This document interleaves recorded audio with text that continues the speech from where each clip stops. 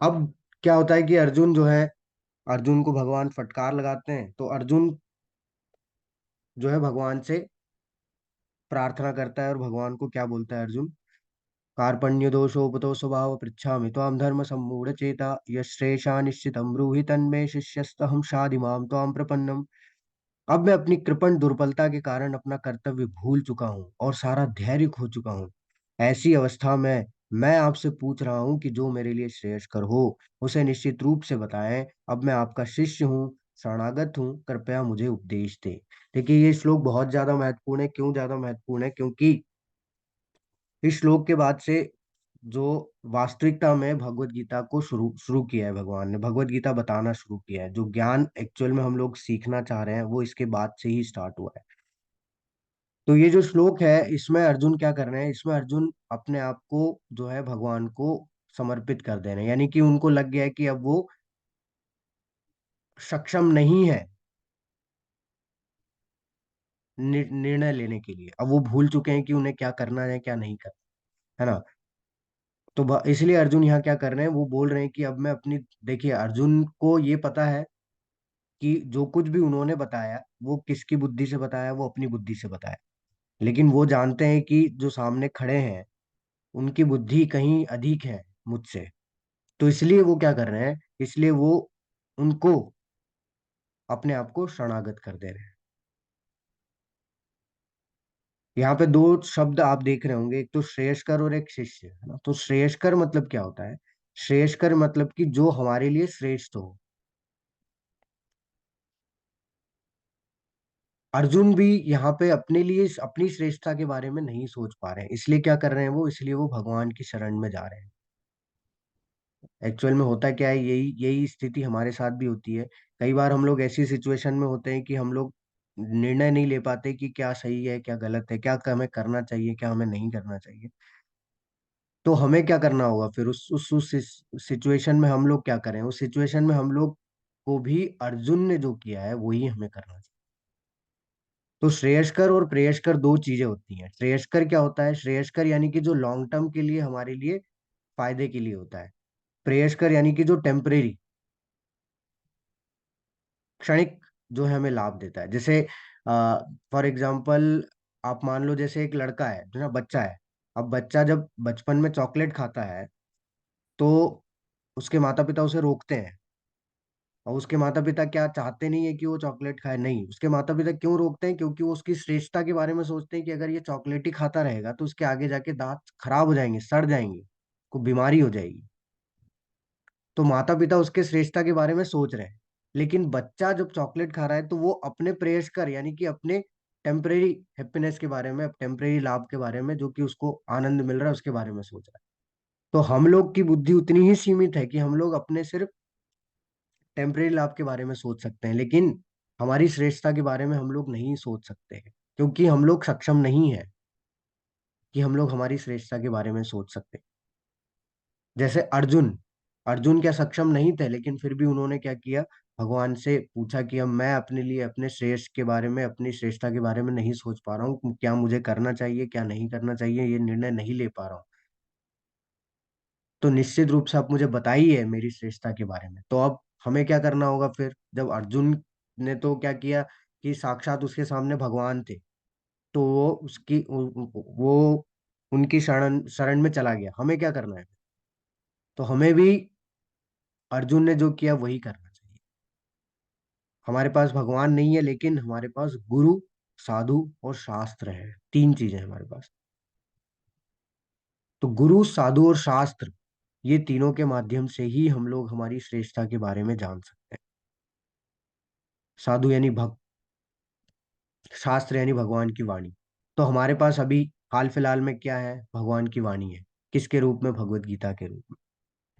तो हमें क्या करना चाहिए? किसकी शरण में जाना चाहिए? भगवत गीता की शरण में। भगवत गीता ही हमें बताएगी हमारी श्रेष्ठता के बारे में, क्योंकि वो अगर आपने सुना होगा तो भगवत गीता को मैनुअल, लाइफ लाइफ मैनुअल बोलते हैं। तो एक्चुअल में हमें अपनी लाइफ को कैसे जीना है वो इसमें दिया होता है। जैसे कई बार आप देखे होंगे कि जब भी कोई नई चीज आती है हमारे यहाँ, खासकर जो इंस्ट्रूमेंट्स होते हैं, इलेक्ट्रिकल इक्विपमेंट्स होते हैं, है ना, उसमें एक मैनुअल देते हैं कि इस इक्विपमेंट को आपको आप अच्छे ढंग से कैसे चला सकते हैं, अच्छे ढंग से कैसे चला सकते हैं। चलाने को तो कोई कैसे भी चला सकता है, लेकिन सही तरीके से, सही तरीका क्या है उसको चलाने के लिए एक मैनुअल दिया जाता है, उसमें बुक दी जाती है। वही है हमारे साथ भी, कि हमें जीवन तो दिया है लेकिन हमें जीना नहीं आता है, अच्छे तरीके से कैसे जिया जाए, तो उसके लिए है भगवत गीता। अगर हम लोग उसके अकॉर्डिंग उसको व्यवहारिक तौर पे अपने जीवन में उतार के अगर जिएंगे, तो हम लोग सही तरीके से अपने जीवन को इस संसार में, यानी भौतिक संसार में भी व्यतीत कर पाएंगे। तो इसलिए हमें भी क्या करना चाहिए, गुरु साधु और शास्त्रों की शरण में जाके हमारी श्रेष्ठता के लिए प्रयास करना चाहिए, ढूंढना चाहिए कि हम हमारे अंदर जो प्रश्न है, वो हमारे अंदर जो जिज्ञासा है, वो वहां से समाप्त हो रही है नहीं हो रही है।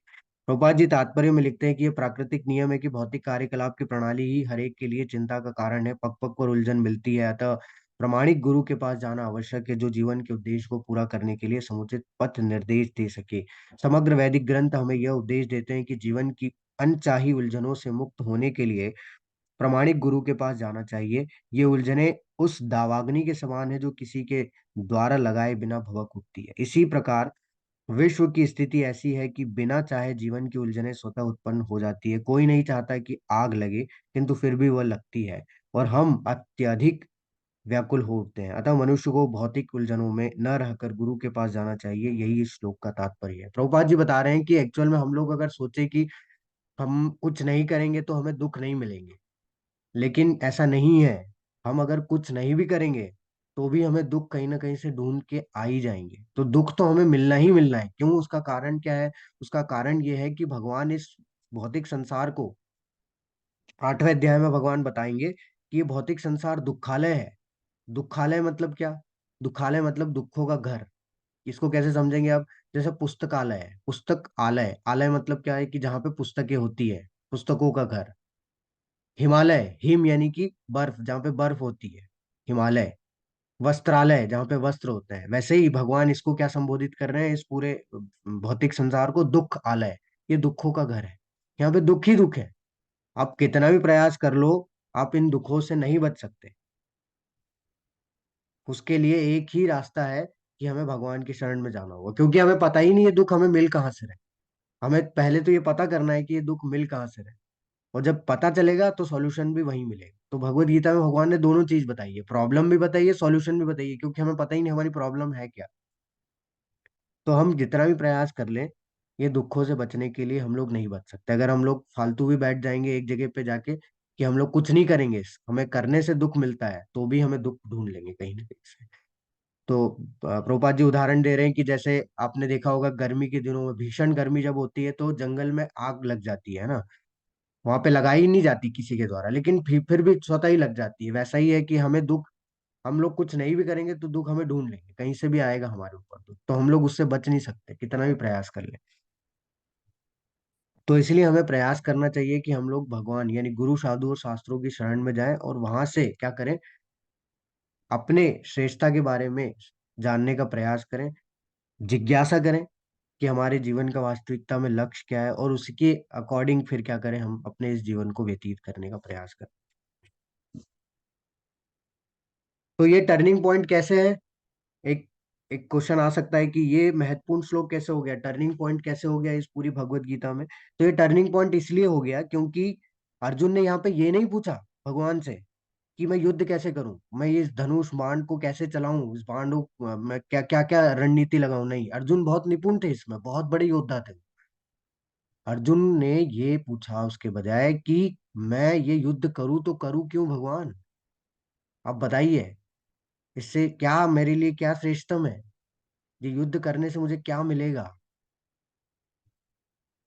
कोई भी कार्य, और हमारा भी यही प्रश्न होता है कि इस संसार में हम लोग कोई कार्य करें तो करें क्यों? क्यों हमें जॉब करनी है? क्यों हमें दूसरे कार्य करने हैं? क्यों हम लोग ये सारी चीजों में उलझे हैं? तो वही प्रश्न हमारा भी है जो अर्जुन का है। तो अर्जुन हमें ही रिप्रेजेंट कर रहे हैं।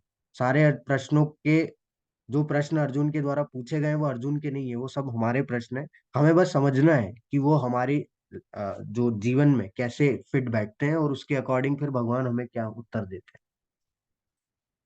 कठिन समय हमारे पास भी आता है, जैसे अर्जुन के साथ पास है ना। उस समय हम लोग क्या करें, किसके पास जाएं, तो हमें भी क्या करना है। अर्जुन ने जो किया, अर्जुन ने क्या किया, अर्जुन ने भगवान की शरण ग्रहण की।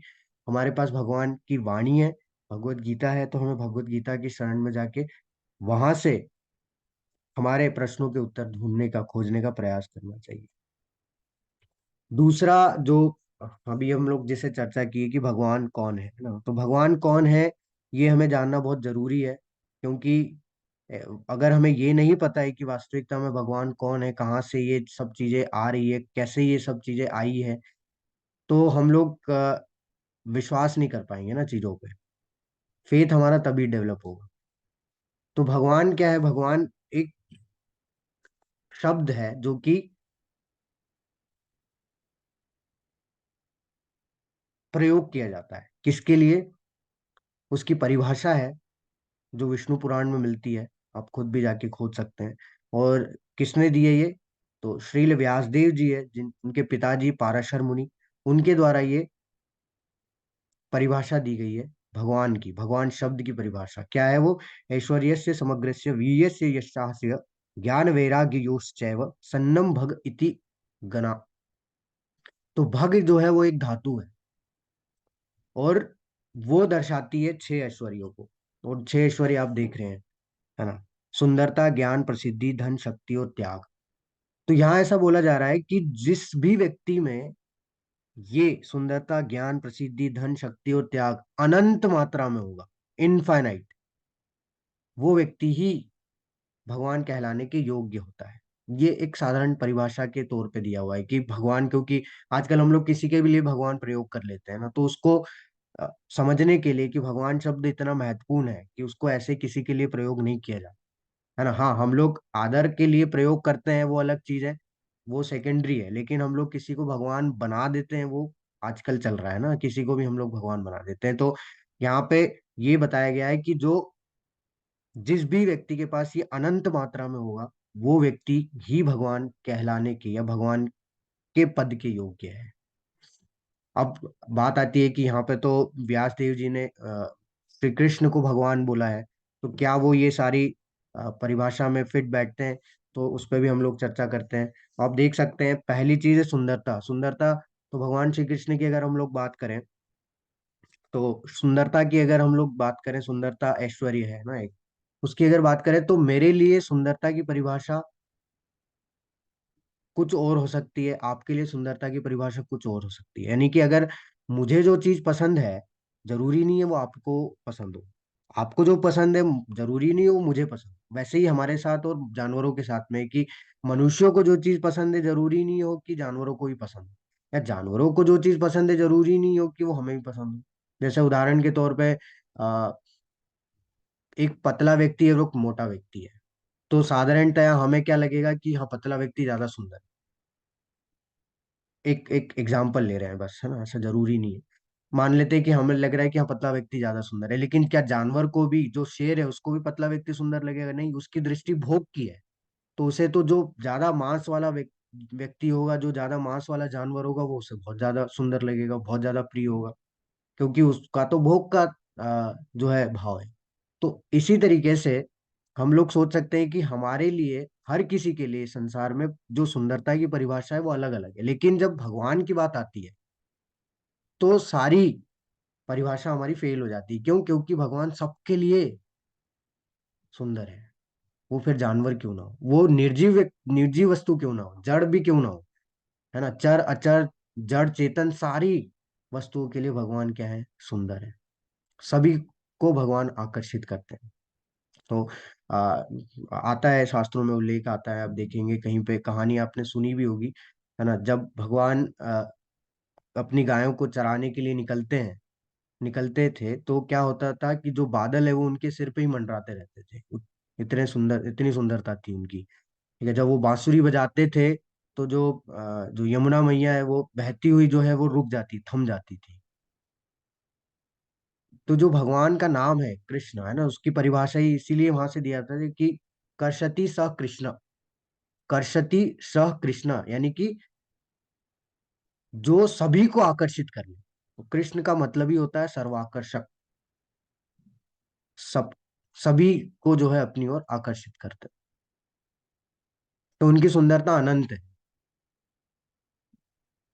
उसके बाद नॉलेज की बात करें, ज्ञान की बात करें, तो आप अभी से पता लगा सकते हैं कि हम लोग जो भगवान ने कितने 5,000 साल पहले ये ज्ञान हमें दिया,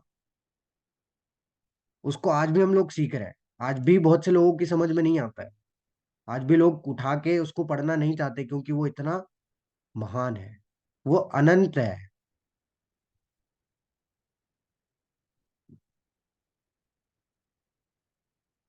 सनातन है, जो कि कभी भी समाप्त नहीं हो रहा है। उसके बाद फेम की बात करें, यानी प्रसिद्धि की बात करें, तो अगर प्रसिद्धि में अगर आप देखेंगे, तो साधारणतया अगर कोई व्यक्ति इस भौतिक संसार में हम लोग देखें कि अगर वो चोरी करता है तो उसे जेल हो जाएगी, पुलिस उसको पकड़ के ले जाएगी। लेकिन जब भगवान चोरी करते थे, तो उनका एक और नया नाम हो जाता था, माखन चोर। मतलब प्रसिद्ध हो जाते थे। भगवान जब रण छोड़ते थे तो रणछोड़ हो जाते थे, प्रसिद्ध हो जाते थे। तो भगवान की प्रसिद्धि ऐसी है कि जो उनके दुश्मन है वो भी भगवान का नाम रटते रहते हैं। ये भगवान का फेम है। जैसे जब कंस है, कंस को 24 घंटे भगवान नहीं दिखते थे, जबकि वो तो दुश्मन है, भगवान से ईर्ष्या करता है, लेकिन फिर भी वो भगवान का नाम लेता रहता है। इन द नेगेटिव सेंस ले रहा है वो, लेकिन ले तो रहा है। तो अ, भगवान का फेम जो है वो भी अनंत है, क्योंकि जो उनसे ईर्ष्या करते हैं वो भी भगवान का नाम रटते रहते हैं। जैस और अगर अभी अभी अभी के टाइम की अगर मैं बात करूं, तो आप देखिए पूरे विश्व भर में रथ यात्रा का आयोजन किया जाता है। पूरे विश्व में किया जाता है, एक एक जगह पे जो है रथ यात्रा हो रही है। एक एक जगह पे जो है भगवान के जो जन्माष्टमी का जो आयोजन किया जाता है। तो भगवान के अगर आज के समय में भी फेम देखा जाए तो वैसा ही बना हुआ है। तो भगवान का फेम भी जो है वो अनंत।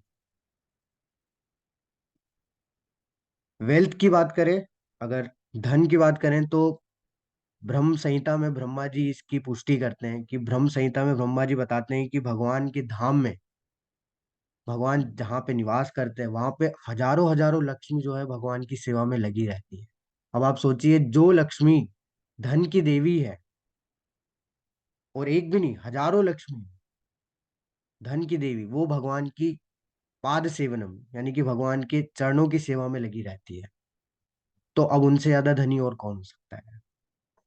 मान लेते हैं कोई व्यक्ति पूरा ब्रह्मांड क्यों ना खरीद ले, लेकिन कहाँ से आएगा वो धन? लक्ष्मी देवी से ही तो आएगा। जो धन की देवी है, वो स्वयं भगवान की सेवा में लगी हुई है, हजारों लक्ष्मी भगवान की सेवा में लगी हुई है, तो फिर उनसे धनवान कोई कैसे हो सकता है ना? तो उनका जो धन की बात है वो भी अनंत मात्रा में जो है वो धनी है। शक्ति की बात करें, तो पहली सबसे इंपॉर्टेंट चीज है कि भगवान ने महाभारत के युद्ध में ये निर्णय लिया था, उन्होंने ये प्रतिज्ञा ली थी कि मैं ना अस्त्र उठाऊंगा ना मैं शस्त्र उठाऊंगा, बिना अस्त्र शस्त्र के मैं जो है युद्ध करूंगा। मैं युद्ध मतलब करूंगा क्या, अभी युद्ध नहीं करना हो गया एक तरीके से, क्योंकि ना अस्त्र शस्त्र के बिना तो युद्ध हो ही नहीं पाए। फिर भी भगवान ने पांडवों को विजय प्राप्त करा दी। तो हम समझ सकते हैं कि भगवान कितने शक्तिशाली है। और भी ऐसे हैं कि आज ही का सबसे महत्वपूर्ण दिन है, आज गोवर्धन पूजा का दिन है। तो आज ही के दिन भगवान ने अपने छोटी सी उंगली पे गिरिराज जी को धारण किया था, और बहुत कम उम्र थी उस समय, और 7 दिन तक उन्होंने धारण करके रखा था। तो ये साधारण कार्य नहीं है, बहुत छोटे थे, है ना? छोटे छोटे छोटी सी उम्र में कहीं कहीं बड़े से बड़े राक्षसों का उन्होंने वध कर दिया, जो कि हमारे सोच से भी परे है। और इन पांचों के अलावा सबसे महत्वपूर्ण जो ऐश्वर्य है वो है त्याग। तो अगर किसी व्यक्ति के पास ये पांच ऐश्वर्य आ जाएंगे, तो ये त्याग की भावना इस भौतिक संसार में संभव ही नहीं। अगर किसी व्यक्ति को आप सुंदरता, ज्ञान, प्रसिद्धि, धन, शक्ति सब दे दें, तो वो त्याग नहीं कर पाएगा। ये इस कलयुग के लोगों की क्या है, क्वालिटी है। त्याग की भावना हम लोग के अंदर नहीं आती। तो भगवान का त्याग भी अनंत है। कैसे? भगवान ने अपने भक्त के लिए सारथी बनना भी स्वीकार कर लिया। तो भगवान अर्जुन के सारथी बने हुए। कोई साधारण व्यक्ति अगर पढ़ेगा, तो उसको लगेगा कि ये कैसे भगवान, ये तो सारथी बन गए, ये तो भगवान हो ही नहीं सकते। ये भगवान का त्याग है, कि भगवान अपने पद से नीचे तो नहीं गिरते, लेकिन अपने पद को जो है वो त्याग के भगवान अपने भक्तों के लिए सारथी बनना भी स्वीकार करते हैं। श्री राम जी अयोध्या के राजा हैं, लेकिन फिर भी उन्होंने शबरी के झूठे बेर खाना स्वीकार किए। ये भगवान का त्याग है। तो भगवान जो है वो, भगवान के पास त्याग भी अनंत मात्रा। तो अगर किसी भी व्यक्ति के पास ये चीजें होती है, अनंत मात्रा में होती है, वही व्यक्ति क्या है, भगवान कहलाने योग्य होता है। ऐसा नहीं है कि हम किसी को भी किसी भी तरीके से भगवान से संबोधित कर रहे हैं। ऐसा वो क्या होगा, त्रुटिपूर्ण होगा। तो अब ये जानना जरूरी क्यों है? तो ये जानना जरूरी इसलिए क्योंकि आप देखेंगे भगवत गीता के करीब करीब 800 से 1000 संस्करण आपको मिल जाएंगे बाहर मार्केट में। और सभी वर्ग के लोगों ने जो है भगवत गीता पे अपनी टीकाएं दी है ना। और वो टीकाएं अगर आप पढ़ने जाएंगे तो आपको इतना समझ में नहीं आएगा, क्योंकि सभी ने अपने मन मुताबिक जो है वो टीकाओं को लिखा है। ठीक है, कोई जो है उन भगवत गीता को सांकेतिक बताता है, कोई काल्पनिक बताता है। लेकिन ये भगवत गीता सांकेतिक काल्पनिक नहीं है, क्योंकि ये महाभारत का एक हिस्सा है, और महाभारत सांकेतिक काल्पनिक नहीं है। महाभारत तो एक इतिहास है हमारा, जो कि हो चुका है। तो जो भगवत गीता है वो व्यवहारिक है। पूरी तरीके से हम अपने उसको प्रैक्टिकल तरीके से अपने व्यवहार पे उतार सकते हैं। और उसके लिए ये सब चीजें जानना हमें बहुत जरूरी है, जो कि आपको दूसरे कहीं पे भी इस जगह की जो जो आ, भक्तों के द्वारा नहीं लिखी गई है भगवत गीता, उसमें आपको नहीं मिलेगी। तो जो भगवत गीता भक्तों के द्वारा लिखी गई है वही आपको सही तरीके से, सटीक तरीके से आपको भगवत गीता के उद्देश्य के बारे में बता सकता है। तो इसलिए ये जानना हमें बहुत ज्यादा जरूरी है। अब आती है बात कि भगवान को जानने के भी, भगवान को जानने के भी तीन अलग अलग तरीके होते हैं, है ना। बहुत सारे आपने देखे होंगे कि बहुत सारे ऐसे बोलते हैं कि नहीं, भगवान भगवान का कोई रूप नहीं है, भगवान निराकार है, भगवान सिर्फ एक लाइट है। तो वो एक तरीका है भ्रम। तो भगवान को एक जानने का तरीका है ब्रह्म ज्योति से। तो लोग भगवान को निराकार मानते हैं, भगवान को सिर्फ लाइट मानते हैं। दूसरे एक लोग होते हैं जो कि क्या क्या करते हैं, भगवान को बोलते हैं कि नहीं, भगवान कहीं और रहते नहीं है, वो तो हमारे हृदय में परमात्मा के रूप में स्थित है, परमात्मा ही भगवान है। ये दूसरे तरीके के, दूसरे वर्ग के लोग हैं। तीसरे वर्ग के लोग आते हैं जो कि भगवान को साकार रूप में, जो भगवान का वास्तविक रूप है उसी रूप में जो है वो पूजा करते हैं, उनकी भक्ति करते हैं। तो ये कैसे होता है, ये क्या है, ये स्टेजेस है। कई बार क्या होता है कि व्यक्ति इतना बुद्धिमान नहीं होता, तो वो धीरे धीरे एक एक स्टेप करके आगे बढ़ता है। तो जैसे यहाँ पे आप उदाहरण देखेंगे कि यहाँ पे आपको क्या दिख रहा है, एक टापू दिख रहा है। तो हमें नहीं पता कि वो टापू कहाँ है, लेकिन हम लोग नजदीक जाएंगे तब हमें पता चलेगा अच्छा हाँ, टापू है। और फिर जब और ज्यादा नजदीक जाएंगे तो हमें पता चलेगा अच्छा उस पे तो पेड़ भी लगे हुए हैं। जब और ज्यादा नजदीक जाओगे तो पता लगेगा कि हाँ, उस पेड़ पे एक पक्षी जो है वो बैठ के फल खा रहा है। तो ये कैसे पता चला? जब हम लोग नजदीक जाते गए। वही स्थिति है यहाँ पे भी, कि जब हम लोग दूर से देखते हैं तो क्या होता है, जब दूर से यानी कि जब हम लोग बहुत नए नए होते हैं, ठीक है, तो हम लोग को नहीं पता होता है कि वास्तविकता में भगवान का साकार रूप है या नहीं है। लेकिन जब हम लोग धीरे धीरे जब आगे बढ़ते हैं इसमें, अध्यात्म में, और प्रयास करते हैं, तब हमें पता चलता है कि भगवान का साकार रूप है, जो कि एक श्याम सुंदर रूप है, और जो कि भगवान जिस आ, उस रूप के माध्यम से ही आ, अपने कहाँ पे, अपने धाम में निवास करते हैं। तो इसको एक और उदाहरण से आप समझ सकते हैं कि जैसे अगर किसी व्यक्ति को आप बताएंगे कि सूरज को देखो, तो वो व्यक्ति क्या बोलेगा कि क्या सूरज होता है? तो वो बोलेगा नहीं, सूरज तो सिर्फ एक लाइट है, सूरज उरज नहीं होता है। लेकिन जब थोड़ा सा आप पास में जाएंगे, और अगर पास में नहीं भी जाएं, तो आप सुबह सुबह देख सकते हैं कि नहीं, सूरज तो एक गोल आकार का आ, एक कोई है जिसका आकार गोल है। फिर जब वो और ज्यादा पास में जाएंगे तो आपको पता चलेगा अच्छा, सूर्य तो एक ग्रह है जहाँ पे कि लोग निवास करते हैं। तो वो कब संभव होता है? जब हम लोग थोड़ा सा प्रयास करके आगे जाने का अभ्यास करते हैं। तो यहाँ पे भी वही चीज है कि भगवान को जानने के भी अलग अलग तरीके हैं। कोई निराकार रूप में पूजा करता है भगवान की, कोई परमात्मा के रूप में पूजा करता है, और कोई भगवान के रूप में पूजा करता है। लेकिन वास्तविकता में भगवान का रूप होता है ना। इसकी पुष्टि भगवान स्वयं 12वें अध्याय में करेंगे। तो अभी हम लोग सिर्फ इतनी चीज, ये चीज समझ लेते हैं कि तीन तरीके होते हैं भगवान को जानने के, तीनों ही तरीके करेक्ट हैं। लेकिन तीनों में से सबसे बेस्ट कौन सा है, वो भगवान स्वयं आगे आने वाले अध्याय में हमें बताएंगे। अब भगवान जो है उत्तर दे रहे हैं किनके, अर्जुन के 5 कारणों का खंडन कर रहे हैं। तो भगवान स्वीकार नहीं कर रहे हैं, भगवान खंडन कर रहे हैं। आपको यहां से ही क्लियर हो जाएगा भगवान कैसे खंडन कर रहे हैं। तो पहला अर्जुन का कारण था दया। अर्जुन को दया आ गई थी, किनको देख के?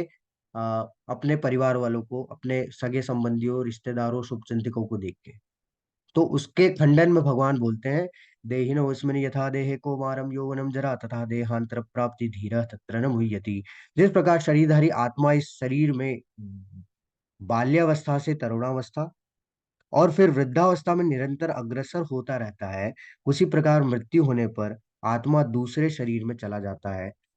धीर व्यक्ति ऐसे परिवर्तन से मोह को प्राप्त नहीं होता। तो भगवान बोल रहे हैं, अब भगवान यहाँ पे अपना दृष्टिकोण भी बता रहे हैं। कल हमने इस पे भी चर्चा की थी ना कि भगवान का दृष्टिकोण क्या है। तो भगवान का दृष्टिकोण ये है कि भगवान पूरे युद्ध स्थल में जितने भी योद्धा एकत्रित हुए हैं, उनको किस दृष्टिकोण से देख रहे हैं? उन्हें वो सब आत्मा दिखाई दे रहे हैं, कि ये कोई शरीर नहीं है, ये सब आत्मा है। अर्जुन को यही चीज बोल रहे हैं कि अर्जुन देखो, ऐसा है कि जो शरीर है वो परिवर्तित होता है बाल्यावस्था से, किशोरावस्था, तरुणावस्था और फिर वृद्धावस्था और फिर मृत्यु।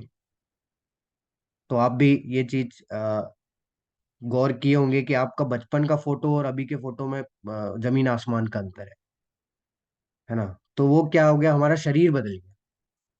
हमारा शरीर बदल गया, लेकिन हमारी आदतें अभी भी कुछ कुछ वैसी ही है। उसका कारण ये है कि हमारी आत्मा में कोई बदलाव नहीं होता। हमारी आत्मा में कोई बदलाव नहीं होता, आत्मा वहीं की वहीं रहती है। हमारा शरीर बदलता रहता है, लेकिन हमारी आत्मा नहीं बदलती। तो भगवान ये चीज बोल रहे हैं कि जब मृत्यु भी होती है, तो मृत्यु में भी क्या होता है कि आत्मा वो शरीर जो मर चुका है उसको छोड़ के एक नए शरीर को प्राप्त कर लेती है। तो आत्मा तो कभी नहीं मरती। भगवान यहाँ ये बोल रहे हैं, भगवान ये बोल रहे हैं कि तुम बोल रहे हो कि तुम्हें दया आ रही है। दया तुम किस पे कर रहे हो? इनके शरीर पे दया कर रहे हो, शरीर तो समाप्त हो जाएगा। अर्जुन को भगवान ये बोल रहे हैं कि देखो अर्जुन, अगर तुम्हें दया करनी है, अगर तुम वास्तविकता में इनसे प्रेम करते हो, ये तुम्हें लगता है कि तुम्हारे शुभचिंतक है, तुम्हारे रिश्तेदार हैं, तो इनकी आत्मा पे दया करो। क्योंकि इनकी आत्मा दूसरे शरीर को धारण करेगी, और अगर तुम उन्हें यहाँ नहीं मारोगे तो इनकी मृत्यु तो निश्चित है ही। ये अपने शरीर का तो त्याग करेंगे ही करेंगे, कभी ना कभी इनकी मृत्यु तो होनी ही है। ऐसा तो नहीं है कि तुम नहीं मारोगे तो ये नहीं मरेंगे, इनका मरना तो निश्चित है। क्योंकि भगवान बोल रहे हैं शरीर जो है वृद्धावस्था से मृत्यु, यानी कि उस समाप्त हो जाता है।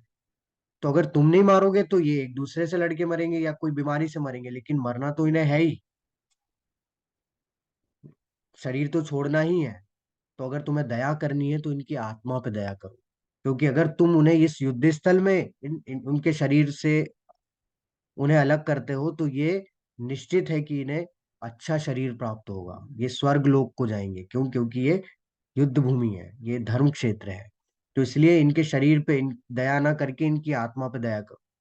और अगर तुम इनकी आत्मा पे दया नहीं करोगे, उनके शरीर पे दया करोगे, तो ये निश्चित है कि कहीं दूसरी जगह इनकी अगर किसी और तरीके से मृत्यु होती है, तो ये जरूरी नहीं है कि इन्हें अच्छा शरीर प्राप्त हो।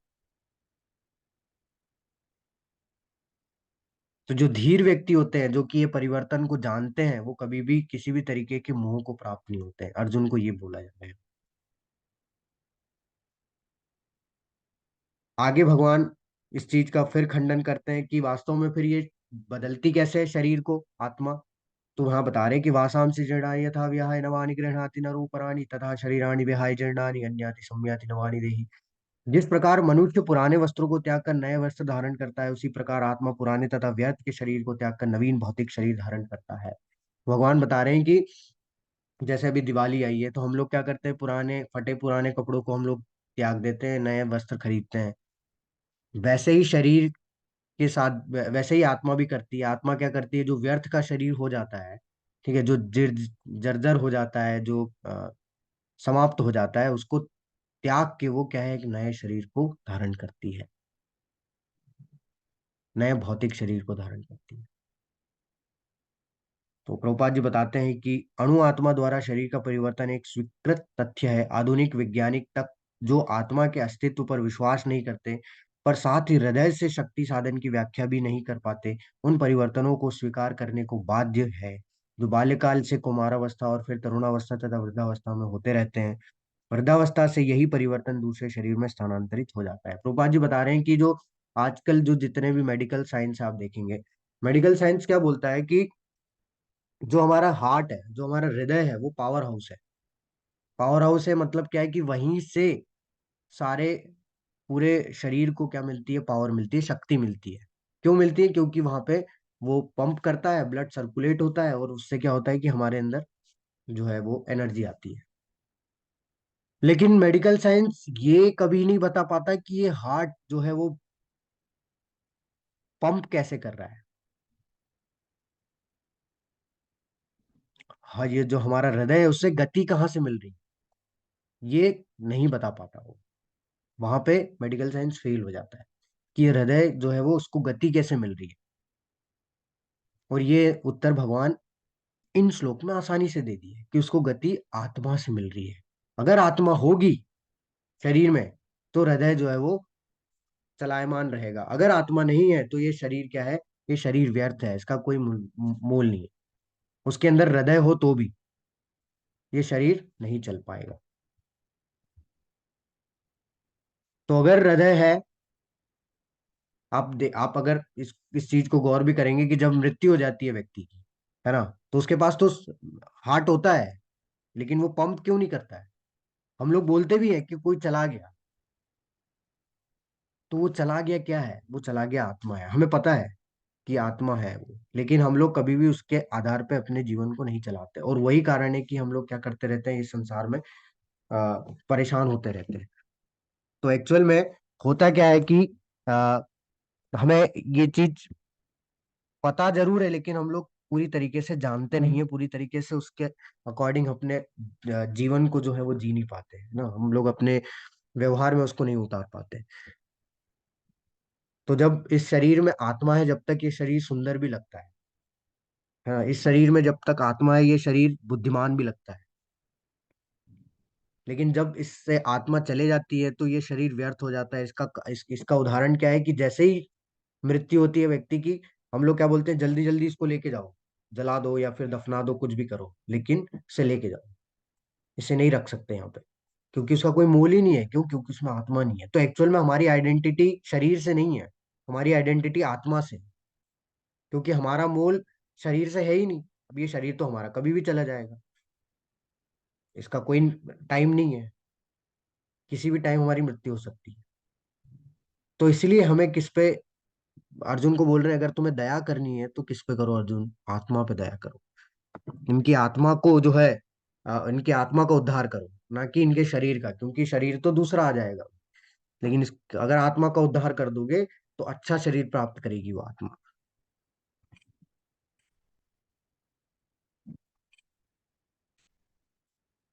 आगे भगवान आत्मा के क्वालिटीज के बारे में बताते हैं, क्योंकि आत्मा मरती नहीं है।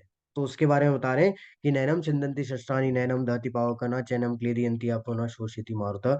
कि आत्मा ना तो कभी किसी शस्त्र द्वारा खंड खंड किया जा सकता है, न अग्नि द्वारा जलाया जा सकता है, ना ही जल द्वारा सुखाया जा सकता है, ना ही वायु द्वारा, जल द्वारा भिगोया जा सकता है, ना ही वायु द्वारा सुखाया जा सकता है। तो ये जो आत्मा है ये कभी भी मरता नहीं है, कभी भी समाप्त नहीं होता। इसका मतलब ये है कि हमारी मृत्यु तो होती ही नहीं है, हम तो शरीर बदल रहे हैं बस, हमारी मृत्यु नहीं हो रही। एक शरीर से व्यक्ति दूसरे शरीर में चला जाता है, क्योंकि आत्मा की मृत्यु नहीं हो रही। और हम क्या है? हम आत्मा है, क्योंकि हमारा मोल उसी से है, हमारी आइडेंटिटी वही है। तो आत्मा को तो कोई भी ऐसी चीज नहीं है जो समाप्त कर सके इस संसार में। ना अस्त्र है, ना शस्त्र है, ना पानी है, ना आग है, ना कुछ भी नहीं है, ना हवा है। तो आत्मा हमेशा से संसार में रहता है, कभी नहीं मरता, कभी उसकी मृत्यु नहीं होती, कभी उसको काटा नहीं जा सकता, ना उसे भिगोया जा सकता, ना उसे जलाया जा सकता। अब भगवान ने हमें ये बता दिया कि हम लोग शरीर नहीं है, हम लोग आत्मा है, लेकिन क्या हम लोग जस्टिस कर रहे हैं ऐसी इस स्टेटमेंट पे, जो भगवान ने बताया है? नहीं कर रहे।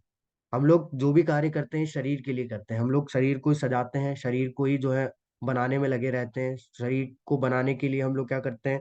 अच्छा अच्छा खाना खाते हैं, भोग करते हैं। एक्चुअली में हमें पता है कि एक न एक दिन ये शरीर समाप्त हो जाएगा, एक न एक दिन हमें मरना है, ये हम लोग जानते हैं, सब लोग जानते हैं। तो हम लोग उसके अकॉर्डिंग क्या काम करते हैं कि हम लोग को एक न एक दिन तो मरना है, तो इसलिए जितना एंजॉयमेंट करना उतना एंजॉयमेंट कर लो। कहाँ मिलता है ये मनुष्य शरीर, मनुष्य योनि?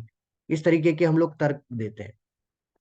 उसका कारण क्या है कि हमें पता ही नहीं कि उस मनुष्य जीवन का वास्तविकता में उद्देश्य क्या है, क्योंकि हमने कभी भगवत गीता को पढ़ना चाहा ही नहीं, कभी सीखना नहीं चाहा, तो हमें उद्देश्य के बारे में नहीं पता। तो हम लोग क्या करते रहते हैं, भोग करते रहते हैं। हम लोग को लगता है कि जो टेम्पररी हमें उससे हैप्पीनेस मिल रही है वही एक्चुअल में हैप्पीनेस है।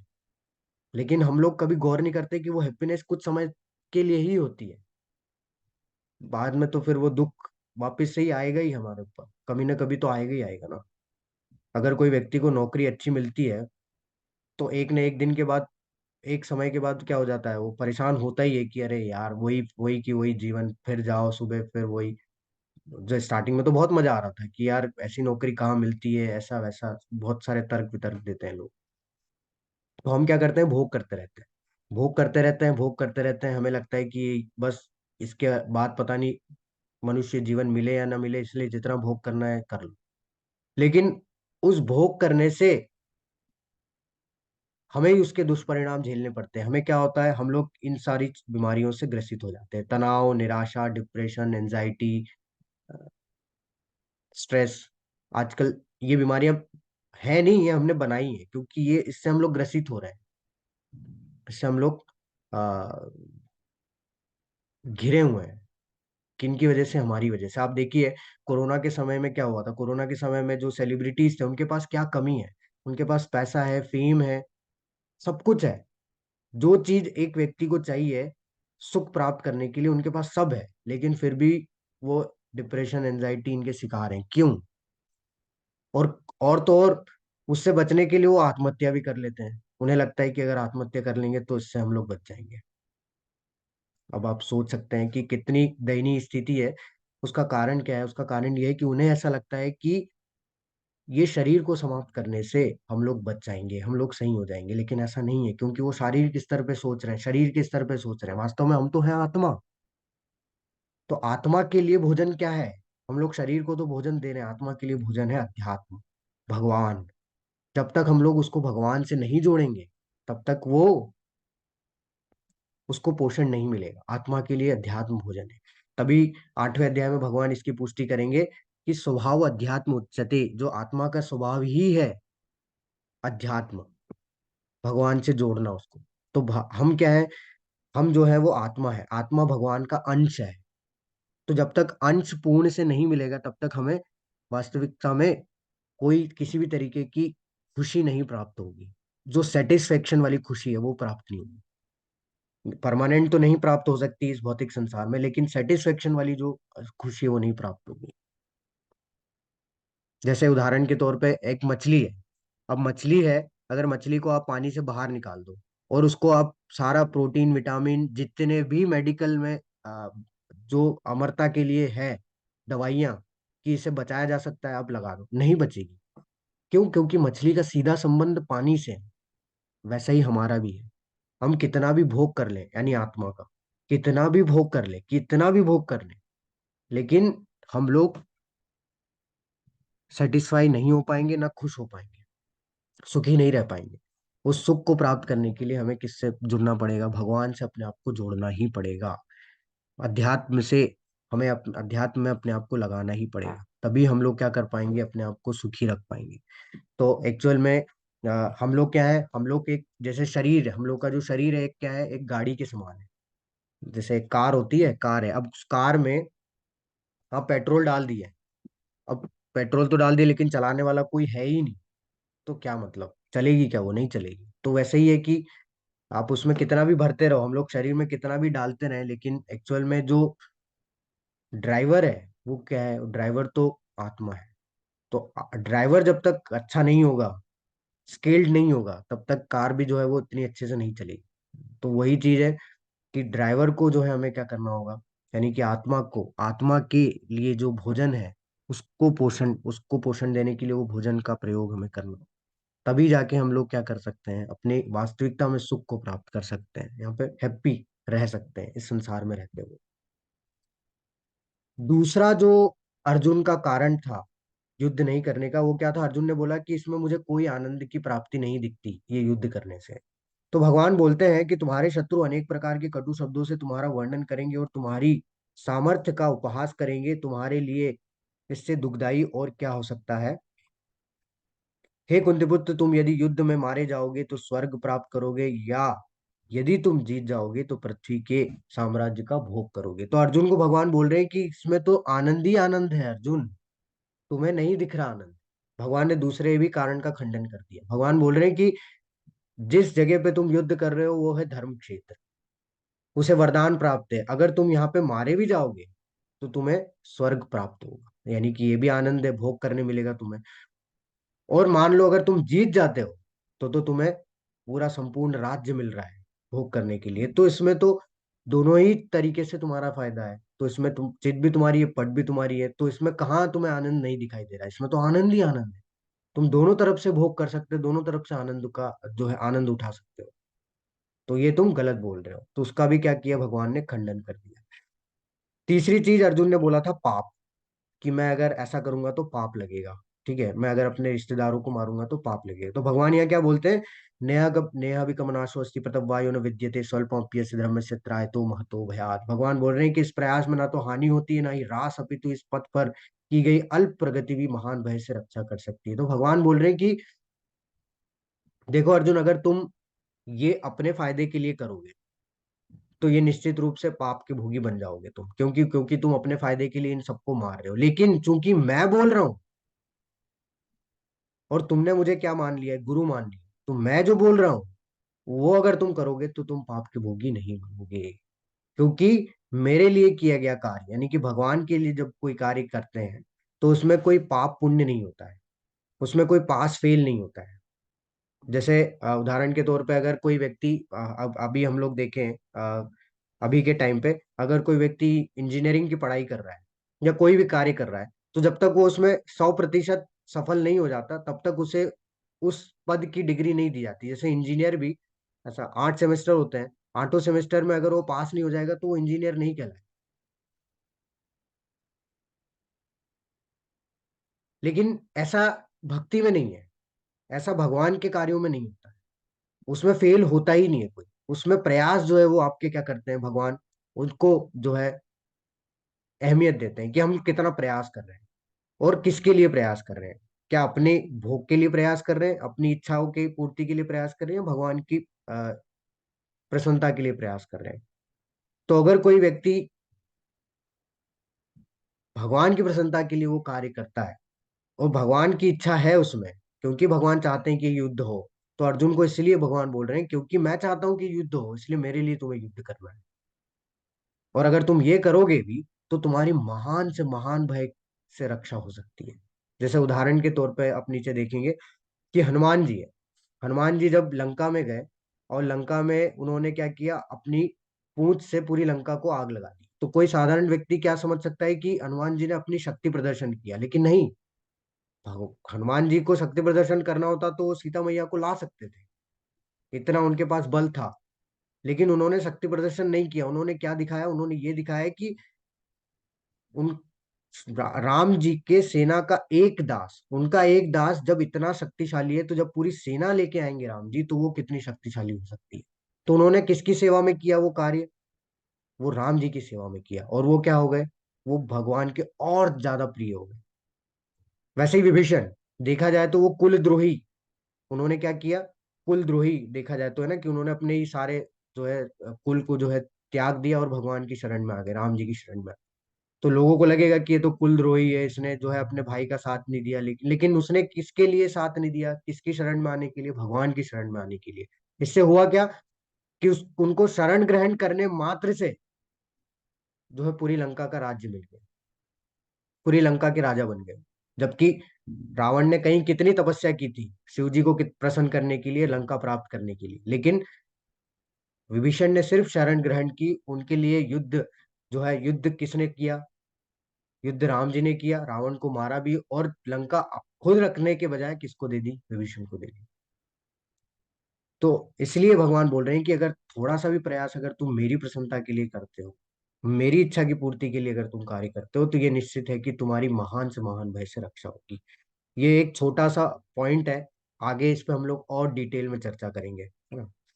उसके बाद चौथा कारण दिया कि पारिवारिक परंपराएं नष्ट हो जाएगी, तो भगवान बोलते हैं यहाँ इस श्लोक में भगवान बोल रहे हैं कि क्या होता था पहले जमाने में, ऐसे होता था कि अलग अलग कुएं होते थे गाँव में, ठीक है। खाना बनाने के लिए, पानी निकालने के लिए अलग कुआं होता था ना, कपड़े धोने के लिए अलग कुआं होता था, नहाने के लिए अलग कुआं होता था।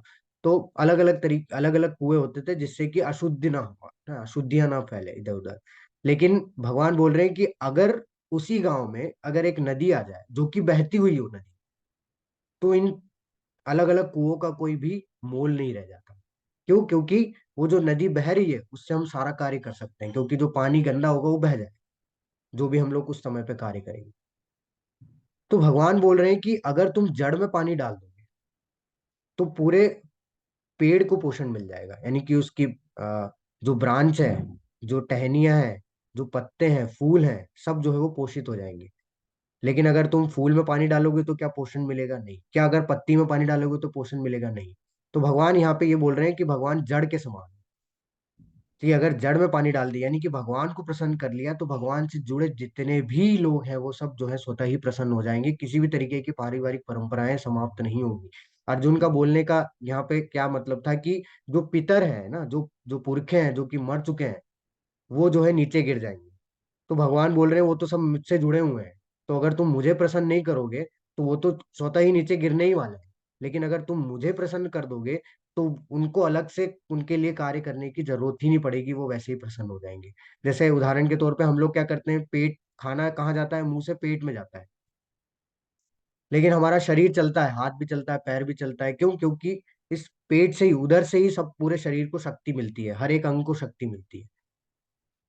ऐसा तो नहीं होता कि हम लोग सुनने के लिए अगर हमें सुनना है तो हम लोग कान में खाना डालते हैं, अगर हमें हाथ से काम करना है तो हाथ को खाना खिलाते हैं, नहीं। वैसे ही यहाँ पे भी भगवान बोल रहे हैं कि अगर तुम्हें पारिवारिक परंपराओं को बचाए रखना है तो तुम क्या करो, सीधा मुझे प्रसन्न करो, मेरी इच्छा की पूर्ति करो। अगर तुम मेरी इच्छा की पूर्ति करोगे, मैं जो बोल रहा हूँ वो कार्य करोगे, तो मुझसे सारे लोग ऑलरेडी जुड़े ही हुए हैं, तो वो स्वतः ही प्रसन्न हो जाएंगे, किसी भी तरीके की कोई पारिवारिक परंपराएं समाप्त नहीं होगी। आखिरी और अंतिम कारण जो अर्जुन का था वो क्या था? असमंजस। असमंजस यानी कि अर्जुन ने अपना धनुष और बाण जो है किस पे रख दिया? आ, आ, रथ पे रख दिया, और वो क्या करने लगा? विलाप करने लगा था ना, वो निर्णय नहीं ले पा रहा था कि क्या करना, असमंजस में आ गया था, पूरा तरीके से कंफ्यूज हो गया था। तो भगवान ने बोला कि व्यवसायत्मिका बुद्धि रे के कुरुनंदन बहुशाखा अनंताश बुद्धि स अव्यसायी नाम, जो इस मार्ग पर चलते हैं वे प्रयोजन में दृढ़ रहते हैं और उनका लक्ष्य भी एक होता है। हे कुरुनंदन, जो दृढ़ प्रतिज्ञ नहीं है उनकी बुद्धि अनेक शाखाओं में विभक्त रहती है। देखिए अर्जुन जो है वो कितने बहुत ही ज्यादा फोकस थे अपने लक्ष्य को लेके, है ना। ये तो हम लोग जानते हैं कि उन्हें जो है अब सिर्फ अपना लक्ष्य दिखाई देता था और कुछ नहीं दिखाई देता था, लेकिन फिर भी वो क्या हो गए? फिर भी वो कंफ्यूज हो गए। तो अर्जुन को यही भगवान बता रहे हैं कि तुम ऑलरेडी बहुत फोकस्ड हो, तो तुम कंफ्यूज मत हो। तुम कंफ्यूज क्यों हो रहे हो? क्योंकि तुम्हारी बुद्धि जो है वो अनेक शाखाओं में विभक्त हो रही है। तो अभी तुम्हें क्या करना है कि तुमने मुझे गुरु मान लिया है, तो जो गुरु बोलता है वही शिष्य का एकमात्र लक्ष्य होता है पूरा करना। तो गुरु की ही आज्ञा का पालन करना वास्तविकता में क्या है? लक्ष्य है। तो हमें भी एक जगह पे स्थिर रहने का प्रयास करना चाहिए। वास्तविकता में अगर हम लोग 50 जगह अगर सोचने का प्रयास करेंगे तो हम लोग कभी भी सही सही तरीके से, सही ढंग से नहीं सोच पाएंगे। और वो एक तरीका क्या है, कहाँ पे स्थिर होना है हमें?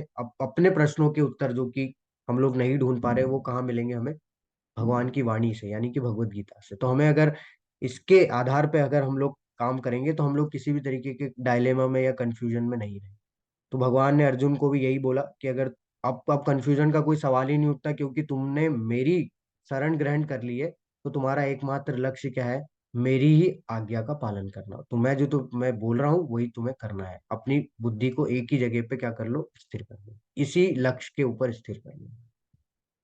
तो ये पांचों कारणों का अर्जुन के भगवान ने खंडन कर दिया, एक भी कारण को स्वीकार नहीं किया। आगे भगवान बताते हैं, कर्मण्येवाधिकारस्ते मा फलेषु कदाचन मा कर्म फल हेतु भूते संगो अस्ति कर्मणि। तुम्हें अपने कर्म करने का अधिकार है, किंतु कर्म के फलों के तुम अधिकारी नहीं हो। तुम ना तो कभी अपने आप को अपने कर्मों के फलों का कारण मानो, ना ही कर्म न करने में कभी आसक्त हो।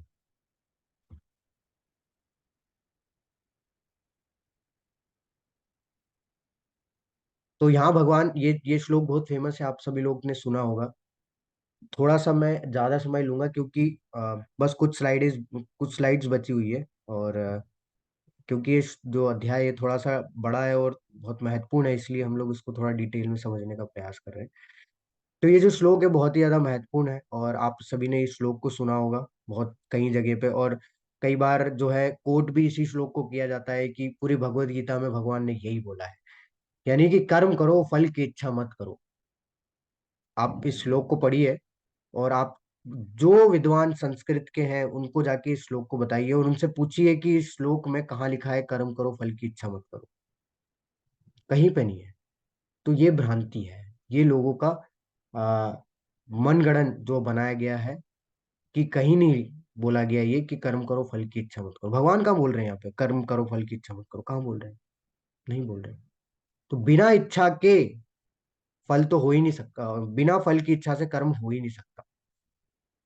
तो हमें फल की इच्छा के साथ कर्म तो करना ही पड़ेगा, बिना फल की इच्छा से हम लोग कर्म नहीं कर सकते। लेकिन भगवान क्या बोल रहे हैं, कि हम सिर्फ कर्म कर सकते हैं, फलों के अधिकारी हम नहीं है।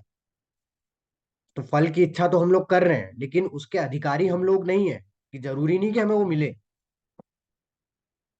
हमें लक्ष्य के साथ कार्य तो करना है, लेकिन उससे अटैच नहीं हो जाना है कि वही होगा तभी सब कुछ होगा। वो क्या है, वो गलत है। क्योंकि वो फल हमारे हाथ में नहीं है। वो फल किसके हाथ में है? वो भगवान के हाथ में है। किसके आधार पे? हमारे पुराने कर्मों के आधार, हमारे आधार पे नहीं। क्यों? हम सिर्फ लक्ष्य को मान के क्या कर सकते हैं, अपना कार्य कर सकते हैं। हम लोग सिर्फ कर्तव्य करने के अधिकारी है ना? तो इसलिए हमें क्या करना है, हमें अपना कर्तव्य करते रहना है। जितना हम लोग 100%, 200% दे सकते हैं उतना देना है। कई बार लोग ये भी बोलते हैं कि जब सब कुछ भगवान के हाथ में, तो हम लोग क्यों करें? आगे भगवान बोल रहे हैं कि ना तो कभी अपने कर्मों को, अपने आपको अपने कर्मों के फलों का कारण मानो। तो जो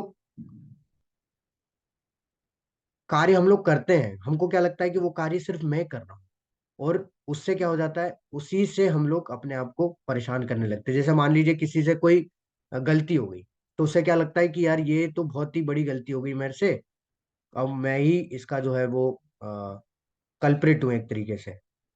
मेरे से गलती हुई है तो मुझे जो है पनिशमेंट मिलनी चाहिए। लेकिन हमें पता ही नहीं कि हम अकेले नहीं है। 18वें अध्याय में भगवान बताएंगे चार और कारण होते हैं, जो कि हम जो कार्य करते हैं उसके उसके जो फल मिलते हैं उसके कारण है। वो चार कारण है। हम तो उसमें से एक है बस। हमारे आसपास और भी कारण है, जो कि जो फल हमें प्राप्त हो रहा है उसको प्रभावित करते हैं। हम अकेले नहीं है उसमें। हम अपने आप को मान लेते हैं कि हमारे हमसे जो गलती हुई है वो हमने ही की है, तो उसके दुष्परिणाम भी हम ही झेलते हैं। मान लीजिए अगर किसी से बहुत अच्छा हो जाता है, और उसने बहुत अच्छी चीज अचीव कर ली, तो उसको लालच आ जाता है, उसको घमंड आ जाता है कि ये मैंने किया है और कोई नहीं है, मैंने अपने बल पे किया है, मैंने बहुत मेहनत किया है। यहाँ भी वो नीचे गिर गया, क्योंकि घमंड आ गया, अहंकार आ गया, अहंकार नीचे गिरा देगा। और अगर उससे कोई गलती हो जाती है, तो वो अपने आप को कोसेगा कि यार मेरे से इतनी बड़ी गलती कैसे हो गई। और वो बार बार सोच सोच के वो वही स्ट्रेस ले लेगा, फिर वही डिप्रेशन, एंजाइटी, अंततोगत्वा अपने आप को तकलीफ डालेगा, या फिर वो आत्महत्या। ऐसे ही एक मैं आपको केस स्टडी बताता हूँ। मतलब ये वो एक्चुअल में ये रियल स्टोरी है, केस स्टडी है। एक लड़की थी, वो बहुत ही ज्यादा स्टूडियस थी, बहुत ही पढ़ने वाली लड़की थी। तो वो स्कूल में हर सब्जेक्ट में भी टॉप करती थी, और पूरे स्कूल में भी उसने टॉप किया। अब जब वो कॉलेज में पढ़ने गई, तो कॉलेज में आईआईटी बॉम्बे में गई। आईआईटी बॉम्बे में जब वो गई, तो स्टार्टिंग में क्या हुआ कि पहले सेमेस्टर में तो उसने टॉप किया, लेकिन जब अगली बारी आई, तो अगले सेमेस्टर में उसने फिर टॉप किया ना। पूरे ऑल ओवर अगर देखा जाए, तो उसने यूनिवर्सिटी में फर्स्ट ईयर में पूरे आईआईटी में टॉप किया। लेकिन उसका एक सब्जेक्ट में कम नंबर आ गया। सारे सब्जेक्ट में भी टॉप किया उसने, एक सब्जेक्ट में कम नंबर आ गया। वो भी कुछ सेकंड आ गई शायद, और उसने क्या किया, आत्महत्या कर ली। क्यों, ऐसा क्यों हुआ? क्योंकि वो अपने फल से, जो उसको फल मिलता आ रहा था, उससे उतनी ज्यादा अटैच थी कि वो नहीं मिलेगा तो जीवन खत्म है, मतलब कि मैं व्यर्थ हूँ इस संसार में। तो इसीलिए भगवान बोल रहे हैं कि हम फल के अधिकारी नहीं है। और उसको, उस लड़के को क्या पता कि, क्या पता गलती हो गई हो चेक करने वाले से, उसने सब कुछ सही लिखा हो, क्या पता सिचुएशन कुछ ऐसी हो जो कुछ उसको नहीं आया हो, है ना। कुछ हो सकता है कि वहां पे एग्जाम के समय पे ऐसा ही प्रेशर होता है तो कुछ भूल गए हो, बहुत सारी चीजें होती है। लेकिन उस लड़की को पता ही नहीं था, अगर वो पता होता तो शायद वो सही तरीके से डिसीजन ले सकती थी, लेकिन नहीं। तो इसलिए हम लोग फल के अधिकारी नहीं है, हमें फल से अटैच नहीं होना है, हमें फल की इच्छा करके कार्य तो करना है, लेकिन उससे अटैच नहीं होना है कि हाँ हम लोग सोच रहे हैं कि मुझे आईएएस आईपीएस बनना है, लेकिन हमने तैयारी की, अब हम लोग नहीं बने, तो उसका, उसके पीछे हम अकेले नहीं है। हो सकता है हमारे डेस्टिनेशन में नहीं हो, डेस्टिनी में नहीं हो सकता है कि हमारा प्रयास कहीं ना कहीं कम हो गया हो सकता है कि ऐसी सिचुएशन, जो स्थान है वो हमें जो है रोक रहा है करने के लिए, कुछ और हमारे लिए भगवान ने प्लान कर रखा हो, तो बहुत सारी चीजें हैं। तो इसलिए हमें क्या करना है कि हमें फल से अटैच नहीं होना है, हमें सिर्फ कार्य करते रहना है, और वही कार्य करने से हम लोग क्या कर सकते हैं, सक्सेस हो सकते हैं। तभी हम लोग सही तरीके से इस संसार में कार्य कर पाएंगे, नहीं तो फिर वही है कि अंततोगत्वा हम लोग अपने आप को ही जो है वो परेशानी में डालते रहेंगे।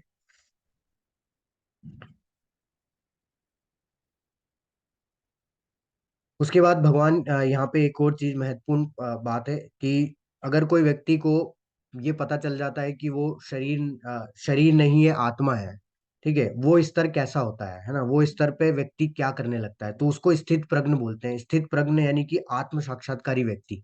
आत्म साक्षात्कारी व्यक्ति यानी कि जो इस चीज को कंप्लीटली जान लेता है, जो इसी पे अपना जीवन जीता है कि मैं शरीर नहीं हूं, मैं आत्मा हूँ, वो व्यक्ति आत्म साक्षात्कारी व्यक्ति होता है। उसके लिए किसी भी तरीके के जो द्वंद्व होते हैं, देखिए ये जो संसार है, ये जो भौतिक संसार, ये द्वंद्व से भरा हुआ है। द्वंद्व यानी क्या? द्वंद्व यानी कि यहाँ पे सुख दुख, सुख है तो दुख भी है, लाभ है तो हानि भी है, अच्छा है तो बुरा भी है, दिन है तो रात भी है, सर्दी है तो गर्मी भी है, मान है तो अपमान भी है, आदर है अनादर भी है। तो ये मित्र है तो शत्रु भी है, तो ये द्वंद्व है। ये द्वंद्व पूरे भौतिक संसार में है, कहीं भी चले जाओ। अगर आपको सुख मिला है तो दुख भी मिलेगा, अगर अच्छा आपके साथ अच्छा हो रहा है तो बुरा भी होगा। तो ये, इससे हम लोग नहीं बच सकते। तो जो व्यक्ति इन द्वंद्वों में, इन सारी सिचुएशन में एक स्थिर रहता है, बैलेंस रहता है, विचलित नहीं होता, डिस्ट्रैक्ट नहीं होता, वो व्यक्ति स्थित प्रज्ञ होता है, क्योंकि वो, उसको पता है, क्योंकि आत्मा को किसी भी तरीके का कोई तकलीफ नहीं होती, ये सब सारी तकलीफ होती है शरीर को। तो वो क्या रहता है, वो आत्म साक्षात्कार यानी कि आत्मा के लेवल पे रहता है। जैसे प्रहलाद महाराज, प्रहलाद महाराज को कितनी बार जो है उनके पिताजी ने मारने का प्रयास किया, लेकिन वो हमेशा भगवान का नाम लेते रहे। उनको कोई मतलब ही नहीं था कि ये मार पाएंगे कि नहीं मार पाएंगे, उनको क्या था कि मर भी जाएंगे तो कोई दिक्कत नहीं। लेकिन मरना तो उन्हें था ही नहीं, क्यों? क्योंकि उनको, उनकी रक्षा कौन कर रहा था, भगवान कर रहे थे। तो वो उस स्तर पे थे कि उन्हें किसी भी तरीके का कोई तकलीफ जो उनको दी जा रही थी, उनको इतनी इतना जो है उन्हें दंड दिए जा रहे थे, उन्हें किसी भी उसका कोई वो ही नहीं था, ना उन्हें कोई वो विचलित करता था। वो एक एक ही नाम का जो है वो, भगवान के नाम का जो है वो जप करते रहते थे। इसी में एक उदाहरण आता है प्रभुपाद जी का। तो प्रभुपाद जी के साथ भी सेम स्थिति थी, जब उन्होंने शुरुआत की तो उन्होंने, उनको बहुत बड़े स्तर पे जो है असफलता प्राप्त हुई, लेकिन फिर भी वो लगे रहे, वो कभी विचलित नहीं हुए अपने इस कार्य से। उन्होंने ये नहीं सोचा कि यार इससे कुछ फायदा तो नहीं हो रहा, छोड़ देते हैं इसको, नहीं, लगे रहे, पूरा अपना समय उसमें दे दिया उन्होंने। और जब 10 साल के अंदर अंदर उन्होंने 200 मंदिरों का निर्माण कर लिया, उसके बाद भी ऐसा नहीं है कि वो वृंदावन में जाके बैठ गए, उन्होंने उसके बाद भी 14 से 15 बार पूरे विश्व भर की यात्रा की। अब सोचिए, अब 70 से 80 साल का व्यक्ति, ऐसा कैसे संभव है? तो वो भी क्या थे, वो भी आत्मा के स्तर पे, उनको भी कोई सर्दी गर्मी, लाभ हानि, अच्छा बुरा, मान अपमान, सम्मान, कोई किसी तरीके का उनको वो नहीं था। उनका सिर्फ एक ही कार्य था कि मुझे ये अपने गुरु के आदेश का, आदेश की पूर्ति करनी है, लोगों तक इस भगवान का कृष्ण भावनामृत को पहुंचाना है। तो वो लगे रहे। अंतिम समय तक आप अगर देखेंगे, यूट्यूब पे वीडियो भी है कि उनका अंतिम समय चल रहा है और वो भागवतम का 10वां अध्याय जो है वो ट्रांसलेट कर रहे हैं। उनके जो भक्त लोग हैं वो डिक्टा जो है रिकॉर्डर जो है उनके मुख के सामने रख के बैठे हुए हैं। तो ऐसा व्यक्ति स्थित प्रज्ञ होता है, आत्म साक्षात्कारी होता है, जो कभी भी किसी भी चीज से, इस द्वंद्व से विचलित नहीं होता।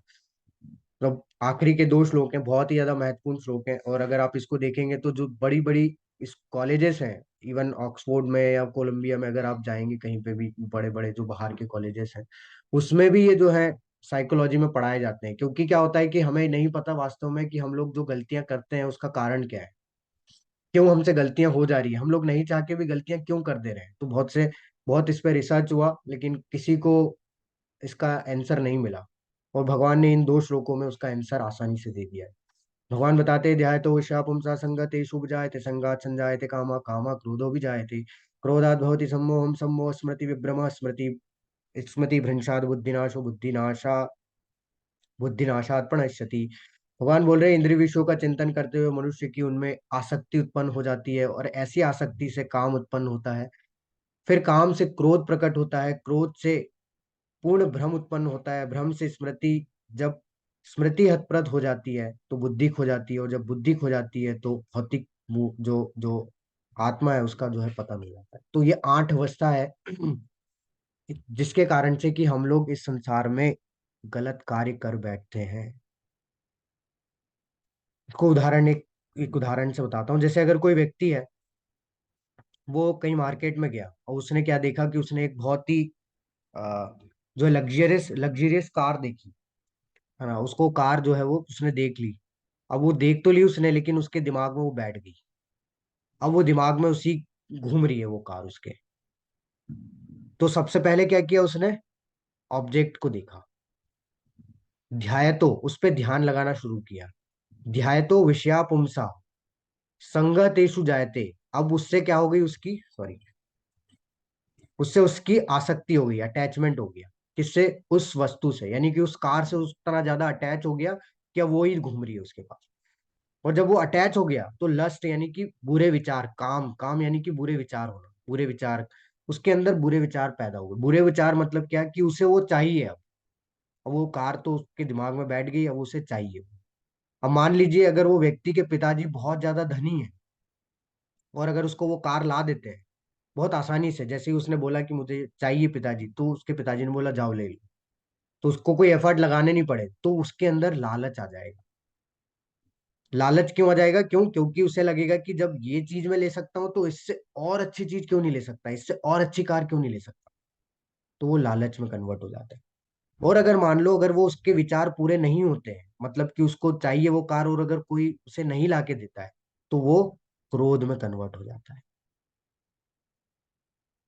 और जब क्रोध होता है तो ये पता ही है कि हमारा डाइल्यूजन है, नहीं कि हमारी स्मृति जो है वो सम्मोहन आने लगता है, मानी कि हम लोग मोहित हो जाते हैं, हम लोग पता नहीं कर पाते कि वास्तव में करना क्या है, हम लोग इतना ज्यादा डिस्टर्ब हो जाते हैं। ये सब आप जानते हैं क्रोध के कारण। और जब डिस्टरबेंस होता है तो हम लोग अपनी स्मरण शक्ति खो देते हैं, स्मरण शक्ति खो देते हैं, यानी कि हम ये नहीं सोच पाते कि, हम ये नहीं जान पाते कि कौन क्या है, हमें बस वो चाहिए, तो हम लोग युद्ध में लग जाते हैं, बस लड़ाई करेंगे, अब कोई भी हो, फिर वो पिताजी हो, माता हो, कुछ नहीं, हम किसी को नहीं देखते, हमारी स्मरण शक्ति समाप्त हो जाती है। और जब स्मरण शक्ति समाप्त हो जाती है तो बुद्धि हमारी जीरो हो जाएगी, हमारा बुद्धि का नाश हो जाता है। और जब बुद्धि का नाश हो जाता है तो व्यक्ति का पतन हो जाता है, और वो गलत कार्य कर बैठता है। तो जितने भी रेप हो रहे हैं आज के समय पे, जो मर्डर हो रहे हैं, और ये जो भी कार्य आजकल हो रहे हैं, ये सब किन के कारण से हो रहे हैं, इन्हीं 8 अवस्थाओं के कारण से हो रहे हैं। कहीं ना कहीं व्यक्ति किसी एक अवस्था में फंसा हुआ है, और उस एक अवस्था से वो जो है वो एक गलत कार्य कर देता है, और उसका पतन हो जाता है, वो नीचे गिर जाता है, वो गलत कार्य कर बैठता है। तो अगर हमें अपने आप को अपने फॉल डाउन से बचाना है, अपनी आत्मा को सही तरीके से कार्य करवाने के लिए रखना है, कि गलत कार्य हमसे नहीं हो, तो हमें क्या करना होगा, इनमें से किसी भी अवस्था में अपने आप को रोकने का प्रयास करना होगा। अगर हम लोग आसक्ति की अवस्था में हैं, तो यहाँ पे रोकें, शुरुआत ही ना करें तो ज्यादा बेटर है ना। जब तक हम लोग किसी अवस्था में अपने आप को नहीं रोकेंगे, तब तक हम लोग अपने आप को गलत कार्य करने से नहीं रोक सकते।